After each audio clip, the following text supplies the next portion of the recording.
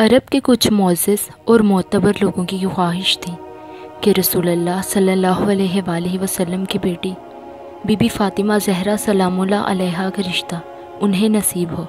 تبھی بار بار بی بی فاطمہ زہرا کے رشتے کے لیے مختلف اصحاب و اشخاص آپ صلی اللہ علیہ وآلہ وسلم کی خدمت میں آ رہے تھے۔ ایک دن اللہ کے رسول تشریف فرما تھے کہ اتنے میں امام علی علیہ السلام آپ کی خدمت میں حاضر ہوتے ہیں اور نظریں جھکا کر بیٹھتے ہیں۔ رسول اللہ نے جیسے ہی امام علی علیہ السلام کو دیکھا تو آپ فرمانے لگے کہ اے علی، کیا آج تمہارا آنا فاطمہ کے رشتے کے لیے ہے؟ امام علی علیہ السلام نظریں جھکا کر فرمانے لگے، ہاں یا رسول اللہ۔ اللہ کے محبوب نے فرمایا کہ اے علی، اگر اللہ نے چاہا تو فاطمہ اور تمہاری شادی ضرور ہوگی۔ پھر آپ تمام اصحاب سے مخاطب ہو کر فرمانے لگے کہ اے لوگو، آج اللہ ظاہر کرے گا کہ فاطمہ کی شادی کس گھر میں ہونی ہے۔ تمام اصحاب مغرب کی نماز کے بعد آسمان کو دیکھ رہے تھے، دعا مانگ رہے تھے کہ کاش فاطمہ کا رشتہ انہیں نصیب ہو، اور بی بی فاطمہ زہرا گھر میں اللہ اکبر کی صدا بلند کر رہی تھی۔ جب اللہ اکبر کی تسبیح 34 مرتبہ تک پہنچی تو تمام اصحاب نے دیکھا کہ آسمان میں ایک تارا نمودار ہوا۔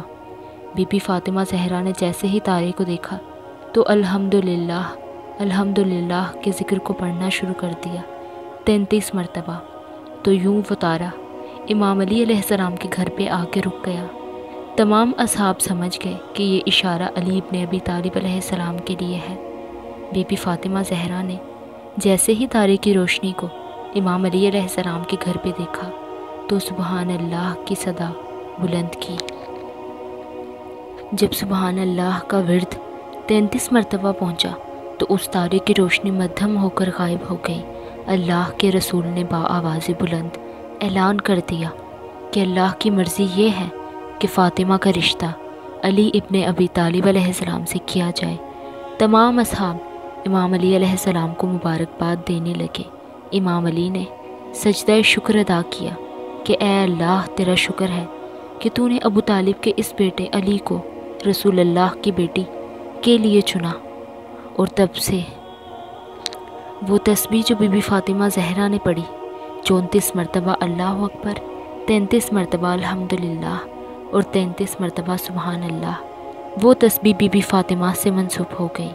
امام جعفر صادق علیہ السلام نے فرمایا کہ جب بھی کوئی انسان کسی فرض نماز کے بعد اس تسبیح کو پڑھ کر محمد و آل محمد کا واسطہ دے کر اللہ سے جو بھی دعا مانگے گا، ہو ہی نہیں سکتا کہ وہ دعا کبھی رد ہو۔